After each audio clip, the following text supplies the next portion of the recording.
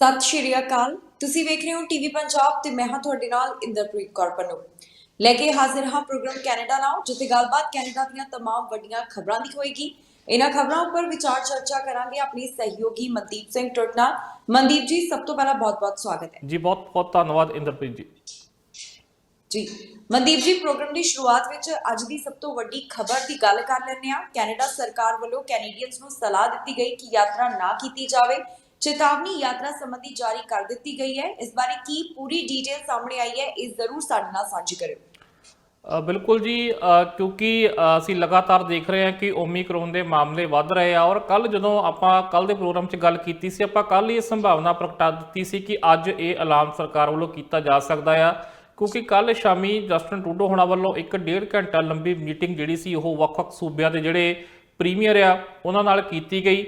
ਔਰ ਇਸ ਵਿੱਚ ਉਹਨਾਂ ਤੋਂ ਫੀਡਬੈਕ ਲਈ ਗਈ ਵੱਖ-ਵੱਖ ਸੂਬਿਆਂ ਤੋਂ ਕਿ ਉਹ ਕੀ ਚਾਹੁੰਦੇ ਨੇ, ਕਿਸ ਤਰੀਕੇ ਨਾਲ ਇਹ ਨਵੇਂ ਵੇਰੀਐਂਟ ਨੂੰ ਰੋਕਿਆ ਜਾ ਸਕਦਾ ਹੈ, ਕਿਉਂਕਿ ਬਹੁਤ ਤੇਜ਼ੀ ਨਾਲ ਇਹ ਫੈਲਦਾ ਹੈ। ਇਹਦੀ ਖਾਸੀਅਤ ਵੀ ਇਹੀ ਆ ਤੇ ਕੈਨੇਡਾ 'ਚ ਇਸ ਵਕਤ ਮਾਮਲੇ ਵੀ ਜਿਹੜੇ ਸਾਹਮਣੇ ਆ ਰਹੇ ਨੇ। ਸੋ ਇਹਨੂੰ ਦੇਖਦਿਆਂ ਹੋਇਆਂ ਅੱਜ ਸਰਕਾਰ ਵੱਲੋਂ ਐਲਾਨ ਕਰ ਦਿੱਤਾ ਗਿਆ, ਜਿਹਦੀ ਸੰਭਾਵਨਾਵਾਂ ਕੱਲ ਪ੍ਰਗਟਾਈ ਗਈ ਸੀ। ਔਰ ਅੱਜ ਸਰਕਾਰ ਵੱਲੋਂ ਆਪਣੇ ਨਾਗਰਿਕਾਂ ਨੂੰ ਇਹ ਹਦਾਇਤ ਦਿੱਤੀ ਗਈ ਆ ਕਿ ਜੇਕਰ ਉਹਨਾਂ ਨੂੰ ਕੋਈ ਜ਼ਰੂਰੀ ਕੰਮ ਨਹੀਂ ਆ ਤਾਂ ਉਹ ਕੈਨੇਡਾ ਤੋਂ ਬਾਹਰ ਨਾ ਜਾਣ ਔਰ ਵੱਧ ਤੋਂ ਵੱਧ ਕੋਸ਼ਿਸ਼ ਕਰਨ ਕਿ ਇੰਟਰਨੈਸ਼ਨਲ ਟਰੈਵਲ ਜਿਹੜਾ ਆ ਉਹ ਨਾ ਕੀਤਾ ਜਾਵੇ। ਚਾਹੇ ਉਹ ਅਸੀਂ ਅਮਰੀਕਾ ਦੀ ਗੱਲ ਕਰ ਲਈਏ ਜਾਂ ਅਸੀਂ ਹੋਰਨਾਂ ਮੁਲਕਾਂ ਦੀ ਗੱਲ ਕਰ ਲਈਏ। ਹਾਲਾਂਕਿ ਜਿੱਥੋਂ ਇਹ ਵੇਰੀਐਂਟ ਸ਼ੁਰੂ ਹੋਇਆ ਉਹਨਾਂ 10-11 ਮੁਲਕਾਂ ਉੱਤੇ ਤਾਂ ਕੈਨੇਡਾ ਨੇ ਪਾਬੰਦੀ ਲਾ ਕੇ ਰੱਖੀ ਹੈ। ਉੱਥੋਂ ਜਿਹੜੇ ਵਿਦੇਸ਼ੀ ਨਾਗਰਿਕ ਨੇ ਉਹ ਕੈਨੇਡਾ 'ਚ ਦਾਖਲ ਨਹੀਂ ਹੋ ਸਕਦੇ। ਜਿਹੜੇ ਆ ਰਹੇ ਨੇ ਉਹਨਾਂ ਨੂੰ ਕੁਆਰੰਟਾਈਨ ਕਰਨਾ ਪੈ ਰਿਹਾ, ਉਹਨਾਂ 'ਤੇ ਟੈਸਟ ਵੀ ਕੀਤੇ ਜਾ ਰਹੇ ਆ। ਹਾਲਾਂਕਿ ਟੈਸਟ ਹੁਣ ਬਾਕੀਆਂ ਦੇ ਵੀ ਕੀਤੇ ਜਾ ਰਹੇ ਆ, ਪਰ ਹੁਣ ਲੱਗਦਾ ਇਹ ਆ ਕਿ ਹੌਲੀ-ਹੌਲੀ ਇਸ ਤੋਂ ਵੀ ਹੋਰ ਸਖਤੀ ਹੋ ਸਕਦੀ ਆ, ਕਿਉਂਕਿ ਅਸੀਂ ਦੇਖੀਏ ਤਾਂ ਅਕਤੂਬਰ ਦੇ ਵਿੱਚ ਹੀ ਜਿਹੜੀ ਉਹ ਖੁੱਲ੍ਹ ਮਿਲੀ ਸੀ, ਜਿਹੜੇ ਵਿਦੇਸ਼ੀ ਨਾਗਰਿਕ ਆ ਉਹ ਕੈਨੇਡਾ ਆ ਸਕਦੇ ਸੀਗੇ। ਔਰ ਹੁਣ ਇਹ ਲੱਗਦਾ ਹੌਲੀ-ਹੌਲੀ ਕਿ ਸ਼ਾਇਦ ਉਸੇ ਤਰੀਕੇ ਦੀ ਕੋਈ ਦੁਬਾਰਾ ਜਿਹੜੀ ਪਾਬੰਦੀ ਉਹ ਨਾ ਲਾ ਦਿੱਤੀ ਜਾਵੇ, ਕਿਉਂਕਿ ਉਸ ਤੋਂ ਪਹਿਲਾਂ ਇਹ ਸੀਗਾ ਕਿ ਜਿਹੜੇ ਵਿਜ਼ਟਰ ਵੀਜ਼ਾ ਵਾਲੇ ਆ, ਜਦ ਤੱਕ ਉਹਨਾਂ ਦੇ ਕੋਲ ਕੋਈ ਮਹੱਤਵਪੂਰਨ ਕਾਰਨ ਨਹੀਂਗਾ, ਕੋਈ ਬੇਹੱਦ ਜ਼ਰੂਰੀ ਕਾਰਨ ਨਹੀਂ ਕੈਨੇਡਾ ਆਉਣ ਦਾ, ਤਾਂ ਉਹ ਨਹੀਂ ਆ ਸਕਦੇ ਸੀ। ਜਿਹਨੂੰ ਅਸੀਂ ਨਾਨ ਐਸੈਂਸ਼ੀਅਲ ਟਰੈਵਲ ਕਹਿ ਸਕਦੇ ਹਾਂ, ਉੱਤੇ ਪੂਰੇ ਤਰੀਕੇ ਨਾਲ ਬੈਨ ਲੱਗਾ ਹੋਇਆ ਸੀ। ਔਰ ਜਿਸ ਤਰੀਕੇ ਨਾਲ ਓਮੀਕਰੋਨ ਸੰਬੰਧੀ ਭਵਿੱਖਬਾਣੀਆਂ ਕੀਤੀਆਂ ਜਾ ਰਹੀਆਂ ਨੇ, ਇਸ ਪ੍ਰੋਗਰਾਮ 'ਚ ਅੱਗੇ ਆਪਾਂ ਉਹਦੀ ਚਰਚਾ ਵੀ ਕਰਾਂਗੇ ਕਿ ਕਿੰਨੀ ਤੇਜ਼ੀ ਨਾਲ ਇਹ ਫੈਲ ਸਕਦਾ ਔਰ ਫੈਲ ਰਿਹਾ ਵਾ। ਉਹਨੂੰ ਲੈ ਕੇ ਸਰਕਾਰ ਹੁਣ ਚਿੰਤਾ ਨਜ਼ਰ ਆ ਰਹੀ ਆ। ਹਾਲਾਂਕਿ ਦੂਜੇ ਪਾਸੇ ਵੈਕਸੀਨ ਨਾਲ ਕਿਹੜੇ ਯਤਨ ਕੀਤੇ ਜਾ ਰਹੇ ਆ ਅੱਗੇ, ਉਹ ਵੀ ਕੁਝ ਅਪਡੇਟਸ ਆਪਣੇ ਕੋਲ ਅੱਜ ਹੈਗੀਆਂ ਨੇ। ਵੱਖ-ਵੱਖ ਸੂਬਿਆਂ ਨੇ ਉਹਦੇ ਵਿੱਚ ਐਲੀਜੀਬਿਲਟੀ ਵਧਾਈ ਆ। ਪਰ ਟਰੈਵਲ ਨੂੰ ਲੈ ਕੇ ਅਸੀਂ ਇੱਕ ਵਾਰੀ ਫੇਰ ਦਰਸ਼ਕਾਂ ਨੂੰ ਦੱਸਣਾ ਚਾਹੁੰਦੇ ਹਾਂ ਕਿ ਸਰਕਾਰ ਦੀ ਨਜ਼ਰ ਹੁਣ ਟਰੈਵਲ ਦੇ ਉੱਤੇ, ਖਾਸ ਕਰਕੇ ਇੰਟਰਨੈਸ਼ਨਲ ਟਰੈਵਲ ਦੇ ਉੱਤੇ ਜਿਹੜੀ ਉਹ ਪਾਬੰਦੀ ਲਾਉਣ ਦੀ ਵੀ ਹੋ ਸਕਦੀ ਆ। ਅੱਜ ਇਹ ਤਾਂ ਹਦਾਇਤ ਜਾਰੀ ਕਰ ਦਿੱਤੀ ਗਈ ਹੈ ਕਿ ਤੁਸੀਂ ਕੈਨੇਡਾ ਛੱਡ ਕੇ ਨਾ ਜਾਓ। ਔਰ ਜੇਕਰ ਦਰਸ਼ਕਾਂ ਨੂੰ ਯਾਦ ਹੋਵੇ ਤਾਂ ਜਦੋਂ ਪਹਿਲਾਂ ਬੈਨ ਲੱਗਾ ਸੀ ਉਦੋਂ ਵੀ ਇਸੇ ਤਰੀਕੇ ਦੀ ਐਡਵਾਈਜ਼ਰੀ ਸਰਕਾਰ ਵੱਲੋਂ ਜਾਰੀ ਕਰ ਦਿੱਤੀ ਗਈ ਸੀ, ਪਰ ਇਹਦੇ ਬਾਵਜੂਦ ਵੀ ਕੁਝ ਲੋਕ ਮੁਲਕ ਤੋਂ ਬਾਹਰ ਚਲੇ ਗਏ ਸੀ। ਫਿਰ ਉਸ ਤੋਂ ਬਾਅਦ ਖਾਸ ਉਡਾਨਾਂ ਨਾਲ ਉਹਨਾਂ ਨੂੰ ਵਾਪਸ ਲਿਆਂਦਾ ਗਿਆ ਔਰ ਕਾਫੀ ਸਮਾਂ ਉਹਨਾਂ ਦੀ ਖੱਜਲ ਖੁਆਲੀ ਵੀ ਹੋਈ। ਔਰ ਇਸ ਤਰੀਕੇ ਦੇ ਹਾਲਾਤ ਦੁਬਾਰਾ ਨਾ ਬਣਨ, ਸੋ ਇਸ ਕਰਕੇ ਹਾਲਾਂਕਿ ਸੰਭਾਵਨਾ ਕੋਈ ਵੀ ਹੋ ਸਕਦੀ ਆ, ਹੋ ਸਕਦਾ ਕਿ ਕੁਝ ਸਮੇਂ ਬਾਅਦ ਇਹ ਹਟਾ ਦਿੱਤੀ ਜਾਵੇ ਪਾਬੰਦੀ ਜਾਂ ਇਹ ਐਡਵਾਈਜ਼ਰੀ ਵਾਪਸ ਲੈ ਲਈ ਜਾਵੇ। ਇਹ ਵੀ ਹੋ ਸਕਦਾ ਕਿ ਇਸ ਤੋਂ ਹੋਰ ਵੱਧ ਸਖਤੀ ਕਰ ਦਿੱਤੀ ਜਾਵੇ। ਸੋ ਸਾਰਾ ਕੁਝ ਨਿਰਭਰ ਆਉਣ ਵਾਲੇ ਹਾਲਾਤਾਂ 'ਤੇ ਕਰਦਾ ਆ। ਫਿਲਹਾਲ ਇਹੀ ਲੱਗ ਰਿਹਾ ਕਿ ਸ਼ਾਇਦ ਹੋਰ ਸਖਤੀ ਹੋ ਸਕਦੀ ਆ। ਅੱਜ ਲਈ ਹਦਾਇਤ ਇਹੀ ਆ ਕਿ ਜਿੰਨਾ ਹੋ ਸਕਦਾ ਆ ਨਾਨ ਐਸੈਂਸ਼ੀਅਲ ਟਰੈਵਲ ਨਾ ਕੀਤਾ ਜਾਵੇ। ਖਾਸ ਕਰਕੇ ਇੰਟਰਨੈਸ਼ਨਲ ਟਰੈਵਲ ਜਿਹੜਾ ਵਾ ਉਹਦੇ ਤੋਂ ਗੁਰੇਜ਼ ਕਰਨ ਦੀ ਗੱਲ ਸਰਕਾਰ ਵੱਲੋਂ ਆਖੀ ਗਈ ਹੈ। ਜੀ ਮਨਦੀਪ ਜੀ, ਇਸ ਤੋਂ ਬਾਅਦ ਓਨਟਾਰੀਓ ਨਾਲ ਜੁੜੀ ਹੋਈ ਖਬਰ ਦੀ ਅਸੀਂ ਗੱਲ ਕਰ ਲੈਂਦੇ ਹਾਂ। ਓਨਟਾਰੀਓ ਵੱਲੋਂ ਬੂਸਟਰ ਸ਼ਾਟ ਬਾਰੇ ਅਪਡੇਟ ਸਾਂਝੀ ਕੀਤੀ ਗਈ ਹੈ ਕਿ ਉਹਨਾਂ ਦਾ ਕਹਿਣਾ ਹੈ ਤੇ ਹੋਰ ਕਿਹੜੀਆਂ ਹਦਾਇਤਾਂ ਜਿਹੜੀਆਂ ਨੇ ਸੂਬੇ ਵੱਲੋਂ ਜਾਰੀ ਕੀਤੀਆਂ ਗਈਆਂ, ਕਿਉਂਕਿ ਇੱਥੇ ਰੋਜ਼ਾਨਾ ਜ਼ਿਆਦਾ ਮਾਮਲੇ ਦਰਜ ਕੀਤੇ ਜਾ ਰਹੇ ਸਨ। ਬਿਲਕੁਲ, ਰੋਜ਼ਾਨਾ ਹੁਣ ਜੇਕਰ ਅਸੀਂ ਕਹਿ ਲਈਏ ਤਾਂ ਪਿਛਲੇ ਹਫ਼ਤੇ ਤੋਂ 1000 ਤੋਂ ਵੱਧ ਹੀ ਮਾਮਲੇ ਜਿਹੜੇ ਉਹ ਓਨਟਾਰੀਓ ਤੋਂ ਸਾਹਮਣੇ ਆ ਰਹੇ ਨੇ। ਔਰ ਜਿਵੇਂ ਅਸੀਂ ਪਹਿਲਾਂ ਸ਼ੰਕਾ ਜਤਾਉਂਦੇ ਆ ਰਹੇ ਹਾਂ ਪਿਛਲੇ 2-3 ਐਪੀਸੋਡ ਤੋਂ ਕਿ ਐਲੀਜੀਬਿਲਟੀ ਜਿਹੜੀ ਲਗਾਤਾਰ ਵਧਾਈ ਜਾ ਸਕਦੀ ਆ, ਤੇ ਉਹ ਕੰਮ ਸਭ ਤੋਂ ਪਹਿਲਾਂ ਹੁਣ ਓਨਟਾਰੀਓ ਨੇ ਕਰ ਦਿੱਤਾ ਆ। ਅਤੇ ਉਹਨਾਂ ਨੇ ਇਹ ਐਲਾਨ ਕਰ ਦਿੱਤਾ ਕਿ 18 ਸਾਲ ਤੋਂ ਉੱਪਰ ਦੇ, ਭਾਵ ਕਿ ਜਿੰਨੇ ਵੀ ਅਡਲਟ ਇਸ ਵਕਤ ਐਲੀਜੀਬਲ ਹੈਗੇ ਆ ਜਿਹੜੇ ਵੈਕਸੀਨ ਦੇ ਲਈ, ਉਹ ਹੁਣ ਬੂਸਟਰ ਸ਼ਾਟ ਵੀ ਜਿਹੜਾ ਉਹ ਲਵਾ ਸਕਦੇ ਆ। ਸੋ ਬੂਸਟਰ ਸ਼ਾਟ ਦੀ ਐਲੀਜੀਬਿਲਟੀ ਵਧਾਈ ਜਾ ਰਹੀ ਆ, ਕਿਉਂਕਿ ਫਾਈਜ਼ਰ ਵੱਲੋਂ ਵੀ ਐਲਾਨ ਕੀਤਾ ਗਿਆ ਸੀ। ਸਿਹਤ ਮਾਹਰਾਂ ਦਾ ਵੀ ਕਹਿਣਾ ਆ ਕਿ ਓਮੀਕਰੋਨ ਤੋਂ ਬਚਣ ਲਈ ਜਿਹੜਾ ਵੈਕਸੀਨ ਹੀ ਸਭ ਤੋਂ ਵਧੀਆ ਰਸਤਾ ਆ। ਇਹੀ ਇੱਕ ਹਥਿਆਰ ਆ ਜਿਹਦੇ ਨਾਲ ਲੜਿਆ ਜਾ ਸਕਦਾ ਆ। ਸੋ ਇਸ ਕਰਕੇ ਹੁਣ ਲੋਕਾਂ ਨੂੰ ਜਿਹੜਾ ਉਹ ਬੂਸਟਰ ਸ਼ਾਟ ਜਿਹੜਾ ਉਹ ਲਵਾ ਲੈਣਾ ਚਾਹੀਦਾ ਆ। ਸੋ ਪਹਿਲਾਂ ਇਹ 70 ਸਾਲ ਤੋਂ ਉੱਪਰ ਦੀ ਐਲੀਜੀਬਿਲਟੀ ਸੀ, ਫਿਰ ਇਹ ਗੱਲ 50 ਤੇ ਆ ਗਈ ਅਤੇ ਹੁਣ ਇਹ 18 ਤੇ ਆ ਗਈ ਆ। ਅਤੇ ਆਉਣ ਵਾਲੇ ਸੋਮਵਾਰ ਤੋਂ ਜਿਹੜਾ ਵਾ ਕਲੀਨਿਕ ਦੇ ਉੱਤੇ ਵੀ ਜਾਂ ਹੋਰ ਕਈ ਲੋਕੇਸ਼ਨਾਂ ਉੱਤੇ ਜੋ ਸਰਕਾਰ ਵੱਲੋਂ ਇੱਕ ਲਿਸਟ ਜਾਰੀ ਕੀਤੀ ਗਈ ਹੈ, ਜਿੱਥੇ ਹਾਲਾਂਕਿ ਪਹਿਲਾਂ ਵੀ ਵੈਕਸੀਨ ਲੱਗਦੀ ਰਹੀ ਆ, ਉੱਥੇ ਜਾ ਕੇ ਲੋਕ ਆਪਣਾ ਬੂਸਟਰ ਸ਼ਾਟ ਜਿਹੜਾ ਉਹ ਲਵਾ ਸਕਦੇ ਆ। ਔਰ ਇਹ ਵਾਕਿਨ ਜਾ ਕੇ ਵੀ ਉੱਥੇ ਕਲੀਨਿਕਸ ਤੇ ਲਵਾ ਸਕਦੇ ਆ, ਅਪਾਇੰਟਮੈਂਟ ਵੀ ਬੁੱਕ ਕਰਵਾਈ ਜਾ ਸਕਦੀ ਆ। ਸੋ ਐਲੀਜੀਬਿਲਟੀ ਅਸੀਂ ਕਹਿ ਸਕਦੇ ਆ ਕਿ ਹੁਣ ਵਧਾ ਦਿੱਤੀ ਗਈ ਆ। ਔਰ ਇਹਦੇ ਨਾਲ ਜੇਕਰ ਅਸੀਂ ਗੱਲ ਕਰੀਏ ਤਾਂ ਕੁਝ ਜਿਹੜੀਆਂ ਪਾਬੰਦੀਆਂ ਦੁਬਾਰਾ ਲਾ ਦਿੱਤੀਆਂ ਗਈਆਂ ਨੇ ontario ਵੱਲੋਂ, ਕਿਉਂਕਿ ਇਸ ਵਕਤ ਕ੍ਰਿਸਮਸ ਆ ਰਹੀ ਆ, ਤਿਉਹਾਰ ਆ ਰਿਹਾ ਔਰ ਇਹ ਸਭ ਤੋਂ ਵੱਡਾ ਤਿਉਹਾਰ ਜਿਹੜਾ ਹੈਲੋਵੀਨ ਤੋਂ ਬਾਅਦ ਇਸ ਅਸੀਂ ਕਹਿ ਦਈਏ ਤਾਂ ਇਹਨਾਂ ਕੰਟਰੀਆਂ ਵਿੱਚ ਜਾਂ ਇਹਨਾਂ ਮੁਲਕਾਂ ਵਿੱਚ ਵੱਧ ਚੜ ਕੇ ਮਨਾਇਆ ਜਾਂਦਾ ਆ। ਪਾਰਟੀਆਂ ਵੀ ਹੁੰਦੀਆਂ ਨੇ, ਵੱਡੇ ਸਮਾਗਮ ਵੀ ਹੁੰਦੇ ਨੇ। ਸੋ ਉਹਨਾਂ ਸਾਰੀਆਂ ਚੀਜ਼ਾਂ ਨੂੰ ਦੇਖਦਿਆਂ ਹੋਇਆ ਔਰ ਐਨ ਉਸੇ ਮੌਕੇ ਤੇ ਇਸ ਵੇਰੀਐਂਟ ਤੇ ਆਉਣਾ ਹੋਰ ਵੀ ਇੱਕ ਵੱਡੀ ਚਿੰਤਾ ਦਾ ਵਿਸ਼ਾ ਆ, ਕਿਉਂਕਿ ਫੈਲਦਾ ਵੀ ਥੋੜਾ ਤੇਜ਼ੀ ਨਾਲ ਆ। ਸੋ ਇਸ ਕਰਕੇ ਪਾਬੰਦੀਆਂ ਇਹ ਲਾਈਆਂ ਗਈਆਂ ਨੇ ਕਿ ਦੁਬਾਰਾ ਜਿਹੜੀ 50% ਦੀ ਜਿਹੜੀ ਉਹ ਕਪੈਸਿਟੀ ਵਾਲੀ ਪਾਬੰਦੀ ਲਾ ਦਿੱਤੀ ਗਈ ਆ ਕਿ ਕਿਤੇ ਵੀ ਹੁਣ ਚਾਹੇ ਸਿਨੇਮਾ ਹਾਲ ਆ ਜਾਂ ਹੋਰ ਇਨਡੋਰ ਸਪੇਸਸ ਆ, ਉੱਥੇ ਹੁਣ ਤੁਸੀਂ 50% ਕਪੈਸਿਟੀ ਨਾਲ ਜਿਹੜਾ ਉੱਥੇ ਜਾ ਸਕਦੇ ਹੋ। ਉਸ ਤੋਂ ਵੱਧ ਉੱਥੇ ਲੋਕ ਨਹੀਂ ਬੈਠ ਸਕਦੇ, ਨਹੀਂ ਖੜ ਸਕਦੇ। ਔਰ ਇਹਦੇ ਨਾਲ ਨਾਲ ਜਿਹੜਾ ਵਾ ਜਿਹੜੇ ਵੱਡੇ ਈਵੈਂਟ ਹੁੰਦੇ ਆ ਜਾਂ ਸਪੋਰਟਸ ਈਵੈਂਟ ਹੁੰਦੇ ਆ, ਉੱਥੇ ਵੀ ਜੇਕਰ ਉਸ ਥਾਂ ਦੀ ਕਪੈਸਿਟੀ 1000 ਤੋਂ ਉੱਪਰ ਦੀ ਆ, ਵੀ 1000 ਤੋਂ ਉੱਪਰ ਵਿਅਕਤੀ ਦੀ ਕਪੈਸਿਟੀ ਉੱਥੇ ਹੈਗੀ ਆ, ਤਾਂ ਉੱਥੇ ਈਵੈਂਟ ਹੋ ਸਕਦੇ ਆ, ਉਹ ਵੀ 50% ਦੀ ਕਪੈਸਿਟੀ ਦੇ ਨਾਲ। ਹੋਰ ਵੀ ਆਉਣ ਵਾਲੇ ਸਮੇਂ 'ਚ ਜੇਕਰ ਇਸੇ ਤਰੀਕੇ ਨਾਲ ਵੇਰੀਐਂਟ ਦੇ ਕੇਸ ਵੱਧਦੇ ਰਹੇ ਤਾਂ ਕੁਝ ਨਾ ਕੁਝ ਇਸ ਤਰੀਕੇ ਦਾ ਹੋ ਸਕਦਾ ਹੈ। ਜੀ ਮਨਦੀਪ ਜੀ, ਬਾਕੀ ਸੂਬਿਆਂ ਵਿੱਚ ਬੂਸਟਰ ਸ਼ਾਟ ਬਾਰੇ ਕੀ ਜਾਣਕਾਰੀ ਹੈ, ਇਸ ਦੇ ਉੱਪਰ ਵੀ ਗੱਲ ਕਰਾਂਗੇ। ਪਰ ਓਨਟਾਰੀਓ ਨਾਲ ਜੁੜੀ ਹੋਈ ਇੱਕ ਹੋਰ ਖਬਰ ਹੈ, ਇੱਕ ਹੋਰ ਚੇਤਾਵਨੀ ਜਾਰੀ ਕੀਤੀ ਗਈ ਹੈ। ਕਹਿੰਦੇ ਕਿ ਜਿਹੜੇ ਹਾਲਾਤ ਬਣੇ ਹੋਏ ਨੇ, ਇਸ ਤੋਂ ਬਾਅਦ ਰੋਜ਼ਾਨਾ 10,000 ਦੇ ਕਰੀਬ ਮਾਮਲੇ ਤੇ ਸਾਹਮਣੇ ਆ ਸਕਦੇ ਨੇ। ਇਸ ਬਾਰੇ ਕੀ ਹੈ ਪੂਰੀ ਜਾਣਕਾਰੀ, ਇਹ ਚੇਤਾਵਨੀ ਕਿਸ ਵੱਲੋਂ ਦਿੱਤੀ ਗਈ ਹੈ? ਜੀ ਬਿਲਕੁਲ, 2 ਦਿਨ ਪਹਿਲਾਂ ਆਪਾਂ ਇੱਕ ਜਾਣਕਾਰੀ ਸਾਂਝੀ ਕੀਤੀ ਸੀ ਜਿਹਦੇ ਵਿੱਚ ਇਹ ਦੱਸਿਆ ਗਿਆ ਸੀ ਕਿ 21% ਮਾਮਲੇ ਜਿਹੜੇ ਇਸ ਵਕਤ ਅਜਿਹੇ ਆ ਜਿਹੜੇ ਓਮੀਕਰੋਨ ਨਾਲ ਸੰਬੰਧਿਤ ਆ ਰਹੇ ਆ। ਔਰ ਹੁਣ ਕੁਝ ਸਿਹਤ ਮਾਹਰ ਇਹ ਕਹਿ ਰਹੇ ਆ ਕਿ ਜੇਕਰ ਹਦਾਇਤਾਂ ਨਾ ਲਾਈਆਂ ਗਈਆਂ, ਪਾਬੰਦੀਆਂ ਨਾ ਲਾਈਆਂ ਗਈਆਂ, ਸਰਕਾਰ ਵੱਲੋਂ ਕੁਝ ਕਦਮ ਨਾ ਚੁੱਕੇ ਗਏ, ਤਾਂ ਕਹਿੰਦੇ ਨਿਊ ਈਅਰ ਈਵ ਤੇ ਰੋਜ਼ਾਨਾ 10,000 ਮਾਮਲੇ ਵੀ ਕੋਰੋਨਾ ਵਾਇਰਸ ਦੇ ਨਵੇਂ ਸਾਹਮਣੇ ਆ ਸਕਦੇ ਆ। ਔਰ ਉਸ ਵੇਲੇ ਤੱਕ ਪੂਰੇ ਤਰੀਕੇ ਨਾਲ ਡੈਲਟਾ ਨੂੰ ਇਹ ਓਮੀਕਰੋਨ ਤੇਜ਼ੀ ਨਾਲ ਰਿਪਲੇਸ ਕਰ ਜਾਵੇਗਾ। ਸੋ ਇਹ ਇੱਕ ਚੇਤਾਵਨੀ ਜਿਹੜੀ ਜਾਰੀ ਕੀਤੀ ਗਈ ਹੈ। ਹਾਲਾਂਕਿ ਸਰਕਾਰ ਵੱਲੋਂ ਅੱਜ ਹੀ ਪਾਬੰਦੀਆਂ ਦਾ ਐਲਾਨ ਕਰ ਦਿੱਤਾ ਗਿਆ। ਵੈਕਸੀਨ ਵੀ ਜਿਹੜੀ ਜਨਵਰੀ 4 ਤੋਂ ਸ਼ੁਰੂ ਹੋਣੀ ਸੀ ਬੂਸਟਰ ਸ਼ਾਟ, ਉਹ ਹੁਣ ਸੋਮਵਾਰ ਤੋਂ ਸ਼ੁਰੂ ਹੋਣ ਜਾ ਰਿਹਾ। ਸੋ ਇਸ ਤਰੀਕੇ ਨਾਲ ਸਰਕਾਰ ਵੱਲੋਂ ਤਾਂ ਕਦਮ ਚੁੱਕ ਲਏ ਗਏ ਆ। ਵੱਖ-ਵੱਖ ਸੂਬਿਆਂ ਸੰਬੰਧੀ ਵੀ ਆਪਾਂ ਦਰਸ਼ਕਾਂ ਨੂੰ ਜਾਣਕਾਰੀ ਦੇਵਾਂਗੇ ਕਿ ਉੱਥੇ ਬੂਸਟਰ ਸ਼ਾਟ ਦੇ ਇਸ ਵਕਤ ਕੀ ਹਾਲਾਤ ਆ, ਕਿਵੇਂ ਉੱਥੇ ਉਹ ਬੂਸਟਰ ਸ਼ਾਟ ਕਿੰਨੀ ਉਮਰ ਵਾਲੇ ਲਵਾ ਸਕਦੇ ਆ।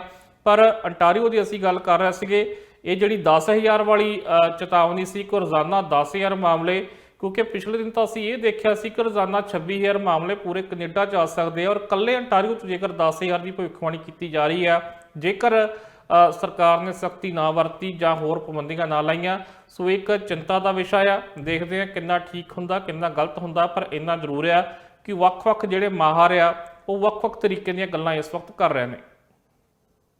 ਜੀ ਮਨਦੀਪ ਜੀ, ਵੱਖ-ਵੱਖ ਸੂਬਿਆਂ ਵੱਲੋਂ ਹੁਣ ਬੂਸਟਰ ਸ਼ਾਟ ਬਾਰੇ ਯੋਜਨਾ ਸਾਂਝੀ ਕੀਤੀ ਗਈ ਹੈ। ਸੂਬਿਆਂ ਵੱਲੋਂ ਦੱਸਿਆ ਗਿਆ ਕਿ ਕੌਣ ਇਹ ਜਿਹੜੇ ਬੂਸਟਰ ਸ਼ਾਟ ਨੇ ਹਾਸਿਲ ਕਰ ਲੈਂਦੇ ਆ। ਇੱਕ ਰਿਪੋਰਟ ਸਾਹਮਣੇ ਆਈ ਹੈ ਜਿਸ ਵਿੱਚ ਅਸੀਂ ਪਹਿਲਾਂ ਜਾਣਕਾਰੀ ਸਾਂਝੀ ਕਰ ਲੈਂਦੇ ਆ ਕਿ ਕਿਸ ਸੂਬੇ ਵਿੱਚ ਕਿੰਨੀ ਉਮਰ ਵਾਲੇ ਇਹ ਕਰੋਨਾ ਵੈਕਸੀਨ ਦਾ ਤੀਸਰਾ ਟੀਕਾ ਲਗਵਾ ਸਕਦੇ ਨੇ, ਤੇ ਇਸ ਤੋਂ ਬਾਅਦ ਵਿੱਚ ਤੁਹਾਡੇ ਤੋਂ ਬਾਕੀ ਦੀ ਜਾਣਕਾਰੀ ਹਾਸਿਲ ਕਰਾਂਗੇ। ਪਰ ਪਹਿਲਾਂ ਇਸ ਰਿਪੋਰਟ ਦੇ ਉੱਪਰ ਨਜ਼ਰ ਮਾਰ ਲੈਂਦੇ ਆ। ਕਰੋਨਾ ਵਾਇਰਸ ਦੇ ਮੌਜੂਦਾ ਹਾਲਾਤਾਂ ਨੂੰ ਧਿਆਨ ਵਿੱਚ ਰੱਖਦਿਆਂ ਵੱਖ-ਵੱਖ ਸੂਬਿਆਂ ਵੱਲੋਂ ਬੂਸਟਰ ਸ਼ਾਟ ਬਾਰੇ ਆਪਣੀ ਯੋਜਨਾ ਸਾਂਝੀ ਕਰ ਦਿੱਤੀ ਗਈ ਹੈ। ਓਮਿਕਰੋਨ ਵੇਰੀਐਂਟ ਨੂੰ ਧਿਆਨ ਵਿੱਚ ਰੱਖਦਿਆਂ ਕੈਨੇਡੀਅਨਸ ਨੂੰ ਸਲਾਹ ਦਿੱਤੀ ਜਾ ਰਹੀ ਹੈ ਕਿ ਉਹ ਬੂਸਟਰ ਸ਼ਾਟ ਵੀ ਹਾਸਲ ਕਰ ਲੈਣ ਤਾਂ ਕਿ ਉਹਨਾਂ ਨੂੰ ਇਸ ਵੇਰੀਐਂਟ ਦੇ ਖਿਲਾਫ ਸੁਰੱਖਿਆ ਮੁਹੱਈਆ ਹੋ ਸਕੇ। ਇਹ ਕਿ 3 ਦਸੰਬਰ ਨੂੰ NACI ਵੱਲੋਂ ਰეკਮੈਂਡ ਕੀਤਾ ਗਿਆ ਸੀ ਕਿ ਜਿਨ੍ਹਾਂ ਦੀ ਉਮਰ 50 ਸਾਲ ਤੇ ਇਸ ਤੋਂ ਵੱਧ ਹੈ, ਲੌਂਗ ਟਰਮ ਕੇਅਰ ਹੋਮਸ ਦੇ ਰੈਜ਼ੀਡੈਂਟਸ ਤੇ ਬਾਕੀ ਸੀਨੀਅਰਸ ਕੋਵਿਡ-19 ਬੂਸਟਰ ਸ਼ਾਟ ਜ਼ਰੂਰ ਹਾਸਲ ਕਰਨ। ਇਸ ਤੋਂ ਬਾਅਦ NACI ਵੱਲੋਂ ਇਹ ਵੀ ਕਿਹਾ ਗਿਆ ਕਿ 18 ਸਾਲ ਅਤੇ ਇਸ ਤੋਂ ਵੱਧ ਉਮਰ ਵਾਲਿਆਂ ਨੂੰ ਵੀ ਬੂਸਟਰ ਸ਼ਾਟ ਆਫਰ ਕੀਤਾ ਜਾ ਸਕਦਾ ਹੈ। 12 ਨਵੰਬਰ ਨੂੰ ਹੈਲਥ ਕੈਨੇਡਾ ਵੱਲੋਂ ਮਾਡਰਨਾ ਦੇ ਕੋਵਿਡ-19 ਬੂਸਟਰ ਸ਼ਾਟ ਨੂੰ ਮਾਨਤਾ ਦਿੱਤੀ ਗਈ। ਇਹ ਮਾਨਤਾ ਉਹਨਾਂ ਵੱਲੋਂ 18 ਸਾਲ ਅਤੇ ਇਸ ਤੋਂ ਵੱਧ ਉਮਰ ਵਾਲਿਆਂ ਲਈ ਦੇ ਦਿੱਤੀ ਗਈ। ਹੈਲਥ ਕੈਨੇਡਾ ਵੱਲੋਂ ਦੱਸਿਆ ਗਿਆ ਕਿ ਜਿਨ੍ਹਾਂ ਨੇ ਕੋਵਿਡ-19 ਵੈਕਸੀਨ ਦੀ ਦੂਸਰੀ ਡੋਜ਼ 6 ਮਹੀਨੇ ਪਹਿਲਾਂ ਹਾਸਲ ਕੀਤੀ ਹੈ, ਉਹ ਬੂਸਟਰ ਸ਼ਾਟ ਹਾਸਲ ਕਰ ਸਕਦੇ ਨੇ। ਇਸ ਤੋਂ ਪਹਿਲਾਂ 9 ਨਵੰਬਰ ਨੂੰ ਫਾਈਜ਼ਰ ਦੇ ਬੂਸਟਰ ਸ਼ਾਟ ਨੂੰ ਵੀ ਮਨਜ਼ੂਰੀ ਦੇ ਦਿੱਤੀ ਗਈ ਸੀ। ਇਹ ਵੀ 18 ਸਾਲ ਅਤੇ ਇਸ ਤੋਂ ਵੱਧ ਉਮਰ ਵਾਲਿਆਂ ਲਈ ਸੀ। ਬ੍ਰਿਟਿਸ਼ ਕੋਲੰਬੀਆ ਵਿੱਚ ਜਿਨ੍ਹਾਂ ਦੀ ਉਮਰ 65 ਸਾਲ ਜਾਂ ਫਿਰ ਇਸ ਤੋਂ ਵੱਧ ਹੈ, ਇੰਡੀਜੀਅਸ ਪੀਪਲ ਜਿਨ੍ਹਾਂ ਦੀ ਉਮਰ 18 ਸਾਲ ਜਾਂ ਫਿਰ ਇਸ ਤੋਂ ਵੱਧ ਹੈ, ਉਹ ਬੂਸਟਰ ਸ਼ਾਟ ਹਾਸਲ ਕਰ ਸਕਦੇ ਨੇ। ਇਸ ਤੋਂ ਬਾਅਦ ਜਨਵਰੀ 2022 ਤੋਂ ਜਿਨ੍ਹਾਂ ਦੀ ਉਮਰ 18 ਸਾਲ ਜਾਂ ਫਿਰ ਇਸ ਤੋਂ ਵੱਧ ਹੈ, ਉਹ ਵੀ ਇਸ ਬੂਸਟਰ ਸ਼ਾਟ ਵਾਸਤੇ ਰਜਿਸਟ੍ਰੇਸ਼ਨ ਕਰਵਾ ਸਕਣਗੇ। ਅਲਬਰਟਾ ਵੱਲੋਂ 1 ਦਸੰਬਰ ਨੂੰ ਐਲਾਨ ਕੀਤਾ ਗਿਆ ਕਿ 18 ਸਾਲ ਅਤੇ ਇਸ ਤੋਂ ਵੱਧ ਉਮਰ ਵਾਲਿਆਂ ਲਈ ਬੂਸਟਰ ਸ਼ਾਟ ਮੁਹੱਈਆ ਹੋਣਗੇ। 6 ਦਸੰਬਰ ਤੋਂ 60 ਸਾਲ ਅਤੇ ਇਸ ਤੋਂ ਵੱਧ ਉਮਰ ਵਾਲਿਆਂ ਲਈ ਬੂਸਟਰ ਸ਼ਾਟ ਸੰਬੰਧੀ ਬੁਕਿੰਗ ਓਪਨ ਕਰ ਦਿੱਤੀ ਗਈ। ਸਸਕੈਚੁਆਨ ਵਿੱਚ ਜਿਨ੍ਹਾਂ ਦੀ ਉਮਰ 50 ਸਾਲ ਜਾਂ ਫਿਰ ਇਸ ਤੋਂ ਵੱਧ ਹੈ, ਇੰਡੀਜੀਅਸ ਪੀਪਲ ਹੈਲਥ ਕੇਅਰ ਵਰਕਰਸ ਕੋਵਿਡ-19 ਵੈਕਸੀਨ ਦਾ ਤੀਸਰਾ ਡੋਜ਼ ਹਾਸਲ ਕਰ ਸਕਦੇ ਨੇ। ਮੈਨੀਟੋਬਾ ਵੱਲੋਂ ਸਾਂਝੀ ਕੀਤੀ ਗਈ ਜਾਣਕਾਰੀ ਮੁਤਾਬਕ 18 ਸਾਲ ਅਤੇ ਇਸ ਤੋਂ ਵੱਧ ਉਮਰ ਵਾਲੇ ਬੂਸਟਰ ਸ਼ਾਟ ਲਗਵਾ ਸਕਦੇ ਨੇ, ਪਰ ਜ਼ਰੂਰੀ ਹੈ ਕਿ ਕੋਵਿਡ-19 ਵੈਕਸੀਨ ਦਾ ਦੂਸਰਾ ਡੋਜ਼ 6 ਮਹੀਨੇ ਪਹਿਲਾਂ ਲੱਗਾ ਹੋਵੇ। ਓਨਟਾਰੀਓ ਵਿੱਚ 13 ਦਸੰਬਰ ਨੂੰ ਬੂਸਟਰ ਸ਼ਾਟ ਐਲੀਜੀਬਿਲਟੀ ਬਾਰੇ ਐਲਾਨ ਕੀਤਾ ਗਿਆ। ਇੱਥੇ 50 ਸਾਲ ਅਤੇ ਇਸ ਤੋਂ ਵੱਧ ਉਮਰ ਵਾਲੇ long term care homes and retired homes ਦੇ ਵਿੱਚ ਰਹਿਣ ਵਾਲੇ resident health care workers indigenous people booster shot ਹਾਸਲ ਕਰ ਸਕਦੇ ਨੇ। ਇਸ ਤੋਂ ਇਲਾਵਾ 4 ਜਨਵਰੀ ਤੋਂ 18 ਸਾਲ ਅਤੇ ਇਸ ਤੋਂ ਵੱਧ ਉਮਰ ਵਾਲੇ ਵੀ ਬੂਸਟਰ ਸ਼ਾਟ ਵਾਸਤੇ ਬੁਕਿੰਗ ਕਰਵਾ ਸਕਣਗੇ। ਕਿਊਬੈਕ ਵਿੱਚ 60 ਸਾਲ ਤੇ ਇਸ ਤੋਂ ਵੱਧ ਉਮਰ ਵਾਲਿਆਂ ਨੂੰ ਬੂਸਟਰ ਸ਼ਾਟ ਰეკਮੈਂਡ ਕੀਤਾ ਜਾ ਰਿਹਾ ਹੈ। ਨਿਊ ਬਰਨਸਵਿਕ ਵਿੱਚ ਮੌਜੂਦਾ ਸਮੇਂ 50 ਸਾਲ ਤੇ ਇਸ ਤੋਂ ਵੱਧ ਉਮਰ ਵਾਲੇ ਫਰਸਟ ਨੇਸ਼ਨ ਇੰਡੀਵਿਜੂਅਲ ਲੌਂਗ ਟਰਮ ਕੇਅਰ ਫੈਸਿਲਿਟੀ ਵਿੱਚ ਰਹਿਣ ਵਾਲੇ ਰੈਜ਼ੀਡੈਂਟ ਬੂਸਟਰ ਸ਼ਾਟ ਲਗਵਾ ਸਕਦੇ ਹਨ। ਨੋਵਾ ਸਕੋਸ਼ੀਆ ਵੱਲੋਂ ਬੂਸਟਰ ਸ਼ਾਟ ਬਾਰੇ ਜਾਣਕਾਰੀ ਸਾਂਝੀ ਕਰਦਿਆਂ ਕਿਹਾ ਗਿਆ ਕਿ ਜਿਨ੍ਹਾਂ ਦੀ ਉਮਰ 60 ਸਾਲ ਜਾਂ ਫਿਰ ਇਸ ਤੋਂ ਵੱਧ ਹੈ, frontline health care workers, community health care workers ਇਹ ਬੂਸਟਰ ਸ਼ਾਟ ਲਗਵਾ ਸਕਦੇ ਨੇ। ਪ੍ਰਿੰਸ ਐਡਵਰਡ ਆਈਲੈਂਡ ਵਿੱਚ ਜਿਨ੍ਹਾਂ ਦੀ ਉਮਰ 18 ਸਾਲ ਜਾਂ ਫਿਰ ਇਸ ਤੋਂ ਵੱਧ ਹੈ, ਇੰਡੀਜੀਅਸ ਪੀਪਲ ਲੌਂਗ ਟਰਮ ਕੇਅਰ ਅਤੇ ਕਮਿਊਨਿਟੀ ਕੇਅਰ ਫੈਸਿਲਿਟੀਜ਼ ਵਿੱਚ ਰਹਿਣ ਵਾਲੇ ਰੈਜ਼ੀਡੈਂਟ ਕੋਵਿਡ-19 ਵੈਕਸੀਨ ਦਾ ਤੀਸਰਾ ਡੋਜ਼ ਹਾਸਲ ਕਰ ਸਕਦੇ ਹਨ। ਜੀ ਮਨਦੀਪ ਜੀ, ਇਹ ਤਾਂ ਗੱਲ ਹੋਈ ਕਿ ਬੂਸਟਰ ਸ਼ਾਟ ਦੇ ਬਾਰੇ ਹੁਣ ਯੋਜਨਾ ਸਾਂਝੀ ਕੀਤੀ ਜਾ ਰਹੀ ਹੈ ਸੂਬਿਆਂ ਵੱਲੋਂ, ਕਿਉਂਕਿ ਚਿੰਤਾ ਵੀ ਹੈ ਓਮਿਕਰੋਨ ਵੇਰੀਐਂਟ ਨੂੰ ਲੈ ਕੇ। ਪਰ ਇਸ ਦੌਰਾਨ ਇਹ ਵੀ ਜਾਣਕਾਰੀ ਸਾਹਮਣੇ ਆ ਰਹੀ ਹੈ ਜਿੱਥੇ ਇੱਕ ਮਾਹਰ ਵੱਲੋਂ ਦਾਅਵਾ ਕੀਤਾ ਗਿਆ ਇਸ ਵੇਰੀਐਂਟ ਨਾਲ ਸੰਬੰਧਿਤ। ਯੂਕੇ ਤੋਂ ਜਾਣਕਾਰੀ ਸਾਹਮਣੇ ਆਈ ਹੈ, ਉਹਨਾਂ ਵੱਲੋਂ ਕੀ ਕਿਹਾ ਗਿਆ ਇਸ ਬਾਰੇ? ਜੀ ਬਿਲਕੁਲ ਜੀ, ਕਿਉਂਕਿ ਇਸ ਵਕਤ ਜਿਹੜੇ ਵੱਖ-ਵੱਖ ਮਾਹਰ ਆ ਉਹ ਜਿਹੜੇ ਆ ਵੱਖ-ਵੱਖ ਤਰੀਕੇ ਦੀਆਂ ਰਾਵਾਂ ਜਿਹੜੀਆਂ ਇਸ ਓਮਿਕਰੋਨ ਦੇ ਬਾਰੇ ਰੱਖਦੇ ਆ। ਆਪਾਂ ਕੁਝ ਦਿਨ ਪਹਿਲਾਂ ਵੀ ਇਹ ਜਾਣਕਾਰੀ ਸਾਂਝੀ ਕੀਤੀ ਸੀ ਕਿ ਜਿਹੜੇ ਅਮਰੀਕਾ ਦੇ ਚੀਫ ਮੈਡੀਕਲ ਐਡਵਾਈਜ਼ਰ ਨੇ ਜੋ ਬਾਈਡਨ ਹੋਣਾ ਦੇ, ਉਹਨਾਂ ਵੱਲੋਂ ਵੀ ਇਹ ਕਿਹਾ ਗਿਆ ਸੀਗਾ ਕਿ ਇੰਨੀ ਜ਼ਿਆਦਾ ਇਹ ਖਤਰਨਾਕ ਨਹੀਂ ਲੱਗਦਾ, ਡੈਲਟਾ ਨਾਲੋਂ ਕਹਿੰਦੇ ਘੱਟ ਖਤਰਨਾਕ ਆ। ਕੁਝ ਇਦਾਂ ਦਾ ਇਸ਼ਾਰਾ BC ਦੇ ਸਿਹਤ ਮੰਤਰੀ ਨੇ ਵੀ ਦਿੱਤਾ ਸੀ, ਕਹਿੰਦੇ ਸਾਨੂੰ ਡੈਲਟਾ ਵੱਲ ਵੱਧ ਧਿਆਨ ਦੇਣ ਦੀ ਲੋੜ ਆ। ਔਰ ਕੁਝ ਇਸੇ ਤਰੀਕੇ ਦੀ ਚਰਚਾ ਇੰਗਲੈਂਡ ਚੱਲੀ ਆ, ਜਿੱਥੇ ਸਰਕਾਰ ਦੇ ਅਫੀਸ਼ੀਅਲ ਇੱਕ ਸਿਹਤ ਮਾਹਰ ਨੇ ਇਹ ਦਾਅਵਾ ਕੀਤਾ ਆ ਕਿ ਕਹਿੰਦੇ ਜਿਹੜੇ ਬਾਕੀ ਵੇਰੀਐਂਟ ਆ ਜਾਂ ਜਿਹੜਾ ਡੈਲਟਾ ਵੇਰੀਐਂਟ ਆ ਉਹਦੇ ਜਿੰਨਾ ਇਹ ਖਤਰਨਾਕ ਨਹੀਂਗਾ। ਬੇਸ਼ੱਕ ਇਹ ਜ਼ਿਆਦਾ ਫੈਲਦਾ ਆ ਪਰ ਨੁਕਸਾਨ ਕਹਿੰਦੇ ਇਹ ਉਹਨਾਂ ਨਹੀਂ ਕਰਦਾ ਜੋ ਇਹ ਉਹਨਾਂ ਦਾ ਦਾਅਵਾ ਆ। ਕਹਿੰਦੇ ਕਿ ਡੈਲਟਾ ਇਸ ਤੋਂ ਕਿਤੇ ਵੱਧ ਜਿਹੜਾ ਉਹ ਖਤਰਨਾਕ ਆ, ਕਿਉਂਕਿ ਇੱਕ ਡਾਟਾ ਉਹਨਾਂ ਵੱਲੋਂ ਸਾਂਝਾ ਕੀਤਾ ਗਿਆ, ਕਿਉਂਕਿ ਹੁਣ ਵੱਖੋ ਵੱਖਰੇ ਤਰੀਕੇ ਦੀ ਸਟੱਡੀ ਵੀ ਜਿਹੜੀ ਸਾਹਮਣੇ ਆ ਰਹੀ ਆ। ਉਹਦੇ ਵਿੱਚ ਉਹ ਕਹਿ ਰਹੇ ਆ ਕਿ ਜਿਹੜੇ ਡੈਲਟਾ ਨਾਲ ਪੀੜਤ ਲੋਕ ਸੀ ਜਿਨ੍ਹਾਂ ਨੂੰ ਡੈਲਟਾ ਵੇਰੀਐਂਟ ਕਰੋਨਾ ਵਾਇਰਸ ਹੋਇਆ, ਉਹਦੇ ਵਿੱਚੋਂ 22% ਲੋਕ ਜਿਹੜੇ ਸੀ ਉਹ ICU ਤੱਕ ਪਹੁੰਚੇ ਆ, ਜਦਕਿ ਓਮਿਕਰੋਨ ਦੇ ਵਿੱਚ ਹਾਲੇ ਤੱਕ 5% ਦਰ ਇਹ ਜਿਹੜੀ ਆ ਉਹ ਸਾਹਮਣੇ ਆਈ ਆ। ਸੋ ਉਹਨਾਂ ਨੇ ਕਿਹਾ ਕਿ ਇਹ ਇੱਕ ਫਲੂ ਨਾਲੋਂ ਜ਼ਿਆਦਾ ਖਤਰਨਾਕ ਵੇਰੀਐਂਟ ਉਹਨਾਂ ਨੂੰ ਨਹੀਂ ਲੱਗ ਰਿਹਾ। ਖੈਰ ਖਿਆਲ ਸਭ ਦਾ ਆਪੋ ਆਪਣਾ, ਕਿਉਂਕਿ ਇਸ ਵਕਤ ਇੰਗਲੈਂਡ ਦੇ ਵਿੱਚ ਵੀ ਪਾਬੰਦੀਆਂ ਲਾਉਣ ਦੀ ਤਿਆਰੀ ਕੀਤੀ ਜਾ ਰਹੀ ਹੈ। ਜਿਹੜੇ ਉੱਥੇ ਦੇ ਪ੍ਰਧਾਨ ਮੰਤਰੀ ਵਿਚਾਰ ਕਰ ਰਹੇ ਨੇ, ਹਦਾਇਤਾਂ ਜਾਰੀ ਕੀਤੀਆਂ ਜਾ ਰਹੀਆਂ ਨੇ ਕਿ ਇਸ ਤਰੀਕੇ ਨਾਲ ਇਸ ਵੇਰੀਐਂਟ ਨੂੰ ਰੋਕਿਆ ਜਾਵੇ, ਕਿਉਂਕਿ ਵਾਇਰਸ ਤਾਂ ਵਾਇਰਸ ਆ, ਇਸ ਨੂੰ ਖਤਮ ਕਰਨਾ, ਇਸ ਨੂੰ ਘਟਾਉਣਾ ਜ਼ਰੂਰੀ ਹੈ। ਕਿਉਂਕਿ ਕਿਸ ਦੀ ਸਿਹਤ ਤੇ ਕਿਸ ਤਰੀਕੇ ਦਾ ਇਹਨੇ ਅਸਰ ਪਾਉਣਾ ਇਹਦੇ ਬਾਰੇ ਨਹੀਂ ਕਿਹਾ ਜਾ ਸਕਦਾ। ਜੋ ਕਿਸੇ ਤੇ ਘੱਟ ਅਸਰ ਪਾਉਂਦਾ ਕਿਸੇ ਲਈ ਘਾਤਕ ਵੀ ਹੋ ਸਕਦਾ ਆ। ਬਾਕੀ ਦੇ ਵੇਰੀਐਂਟ ਵਿੱਚ ਵੀ ਅਸੀਂ ਇਹੀ ਦੇਖਿਆ ਔਰ ਇਹਦੇ ਵਿੱਚ ਵੀ ਅਸੀਂ ਇਹੀ ਦੇਖ ਰਹੇ ਹਾਂ। ਸੋ ਇਸ ਕਰਕੇ ਬਚਾਅ ਰੱਖਣਾ ਜ਼ਰੂਰੀ ਆ।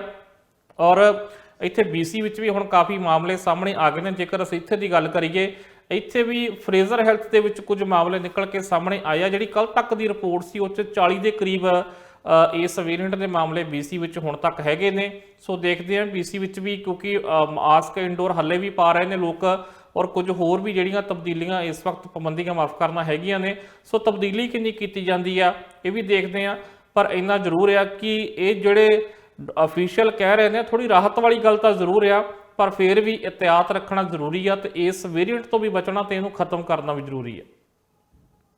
ਜੀ ਮਨਦੀਪ ਜੀ, ਅਗਲੀ ਖਬਰ ਬਰੈਂਪਟਨ ਨਾਲ ਜੁੜੀ ਹੋਈ ਹੈ। ਹੇਟ ਕ੍ਰਾਈਮ ਦਾ ਇੱਕ ਮਾਮਲਾ ਸਾਹਮਣੇ ਆਇਆ ਜਿਸ ਤਹਿਤ ਕਾਰਵਾਈ ਵੀ ਕੀਤੀ ਗਈ ਹੈ। ਕੀ ਹੈ ਪੂਰਾ ਮਾਮਲਾ, ਇਸ ਬਾਰੇ ਕੀ ਜਾਣਕਾਰੀ ਸਾਹਮਣੇ ਆ ਰਹੀ ਹੈ? ਬਿਲਕੁਲ ਜੀ, ਬਰੈਂਪਟਨ ਤੋਂ ਖਬਰਾਂ ਆ ਰਹੀਆਂ ਸੀ ਪਿਛਲੇ ਦਿਨਾਂ ਤੋਂ। ਕੁਝ ਜਨਤਕ ਥਾਵਾਂ ਦੇ ਉੱਤੇ ਜਿਹੜੀਆਂ ਉਹ ਨਸਲੀ ਟਿੱਪਣੀ ਵਾਲੀਆਂ ਜਿਹੜੀਆਂ ਤਸਵੀਰਾਂ ਬਣਾਈਆਂ ਜਾ ਰਹੀਆਂ ਸੀ, ਪੇਂਟਿੰਗਸ ਕੀਤੀਆਂ ਜਾ ਰਹੀਆਂ ਸੀ, ਜਿਹਦੇ ਵਿੱਚ ਖਾਸ ਕਰਕੇ ਪੰਜਾਬੀਆਂ ਚੋਂ ਸਿੱਖ ਭਾਈਚਾਰੇ ਨੂੰ ਟਾਰਗੇਟ ਕੀਤਾ ਜਾ ਰਿਹਾ ਸੀਗਾ। ਸੋ ਇਸ ਦੀਆਂ ਕਾਫੀ ਸ਼ਿਕਾਇਤਾਂ ਵੀ ਹੋਈਆਂ ਤੇ ਹੁਣ ਪੁਲਿਸ ਨੇ ਇਸ ਸੰਬੰਧੀ ਇੱਕ ਵਿਅਕਤੀ ਨੂੰ ਚਾਰਜ ਕੀਤਾ ਆ, ਜਿਹਦਾ ਉਮਰ 32 ਸਾਲ ਦੱਸੀ ਜਾ ਰਹੀ ਆ। ਔਰ ਹੋਰ ਵੀ ਜਿਹੜੀ ਜਾਣਕਾਰੀ ਜਿਹੜੀ ਸਾਹਮਣੇ ਮੰਗੀ ਜਾ ਰਹੀ ਹੈ ਪੁਲਿਸ ਵੱਲੋਂ ਕਿ ਜੇਕਰ ਹੋਰ ਵੀ ਕਿਤੇ, ਕਿਉਂਕਿ ਕੁਝ ਥਾਵਾਂ ਦੀ ਨਿਸ਼ਾਨਦੇਹੀ ਤਾਂ ਕੀਤੀ ਹੈ, ਕੁਝ ਥਾਵਾਂ ਤੇ ਲੋਕਾਂ ਨੇ ਸ਼ਿਕਾਇਤ ਤਾਂ ਕੀਤੀ ਆ। ਗੁਰਦੁਆਰੇ ਦੇ ਨੇੜੇ ਵੀ ਕੁਝ ਇਸ ਤਰੀਕੇ ਦੇ ਜਾਂ ਬੱਸ ਸਟੈਂਡ ਤੇ ਇਸ ਤਰੀਕੇ ਦੇ ਜਿਹੜੇ ਉਹ ਤਸਵੀਰਾਂ ਬਣਾਈਆਂ ਗਈਆਂ ਸੀ ਜਿਨ੍ਹਾਂ ਚੋਂ ਨਫ਼ਰਤ ਜਿਹੜੀ ਉਹ ਝਲਕਦੀ ਸੀਗੀ। ਸੋ ਹੇਟ ਕ੍ਰਾਈਮ ਦੇ ਮਾਮਲੇ ਵਿੱਚ ਉਸ ਵਿਅਕਤੀ ਨੂੰ ਚਾਰਜ ਕੀਤਾ ਗਿਆ ਜਿਹਦੀ ਉਮਰ 32 ਸਾਲ ਜਿਹੜੀ ਉਹ ਦੱਸੀ ਜਾ ਰਹੀ ਆ। ਸੋ ਅਸੀਂ ਦੇਖਦੇ ਹਾਂ ਕਿ ਕੈਨੇਡਾ ਦੇ ਵਿੱਚ ਕਾਫੀ ਹੇਟ ਕ੍ਰਾਈਮ ਦੇ ਮਾਮਲੇ ਵੱਧ ਰਹੇ ਨੇ।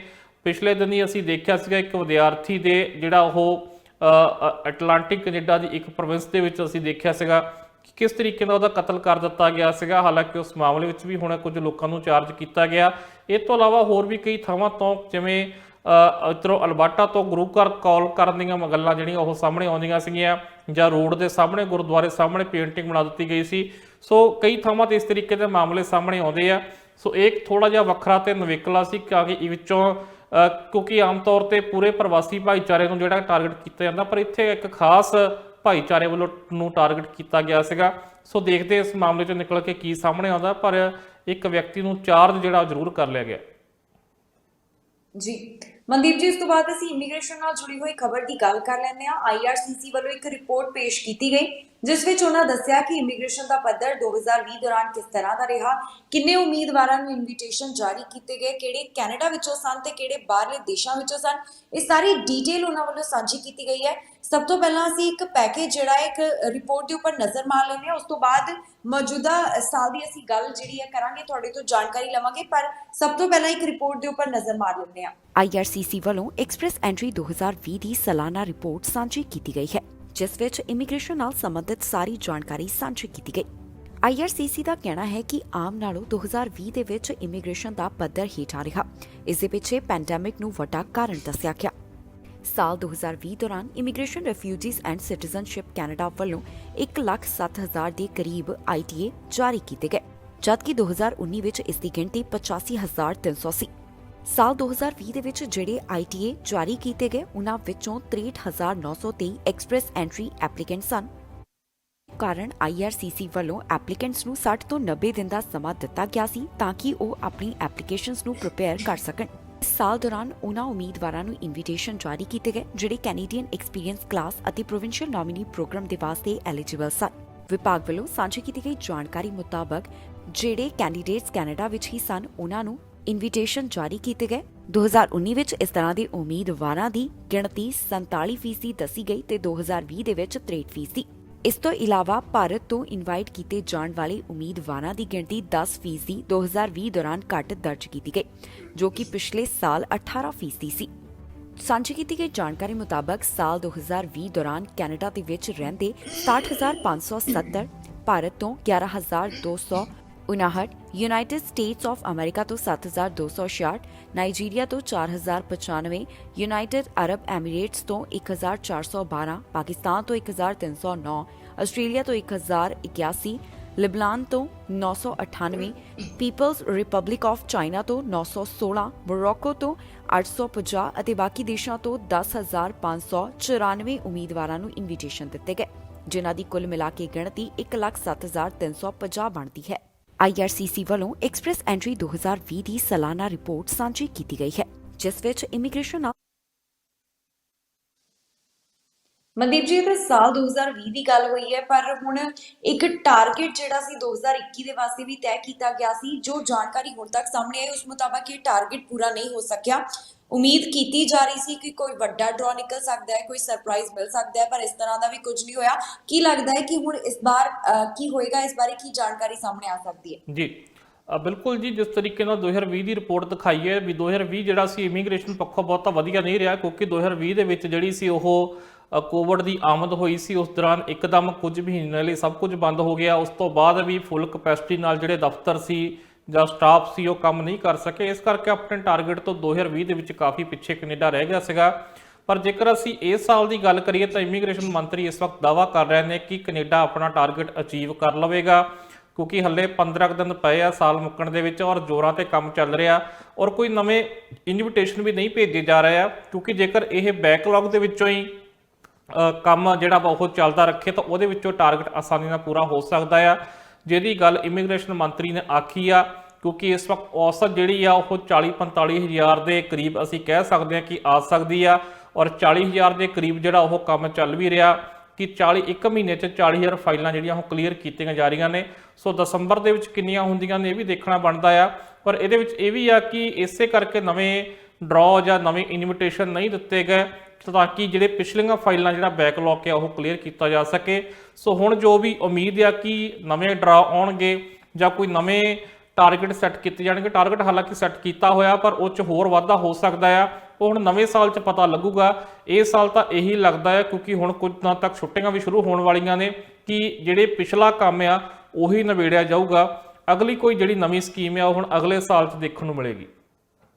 ਜੀ ਮਨਦੀਪ ਜੀ, ਬਹੁਤ ਬਹੁਤ ਧੰਨਵਾਦ ਤੁਹਾਡਾ ਇਹਨਾਂ तमाम ਖਬਰਾਂ ਦੇ ਉੱਪਰ ਵਿਚਾਰ ਚਰਚਾ ਕਰਨ ਵਾਸਤੇ। ਜੀ ਬਹੁਤ ਬਹੁਤ ਧੰਨਵਾਦ ਜੀ। ਸੋ ਇਸੇ ਤਰ੍ਹਾਂ ਪ੍ਰੋਗਰਾਮ ਕੈਨੇਡਾ ਨਾਓ ਦੇ ਰਾਹੀਂ ਰੋਜ਼ਾਨਾ ਤੁਹਾਡੇ ਰੂਬਰੂ ਹੁੰਦੇ ਰਵਾਂਗੇ, ਜਿੱਥੇ ਗੱਲਬਾਤ ਕੈਨੇਡਾ ਦੀਆਂ तमाम ਵੱਡੀਆਂ ਖਬਰਾਂ ਦੀ ਹੋਏਗੀ। ਫਿਲਹਾਲ ਸਾਨੂੰ ਦਿਓ ਇਜਾਜ਼ਤ ਤੇ ਬਾਕੀ ਖਬਰਾਂ ਲਈ ਬਣੇ ਰਹੋ ਟੀਵੀ ਪੰਜਾਬ ਦੇ ਨਾਲ।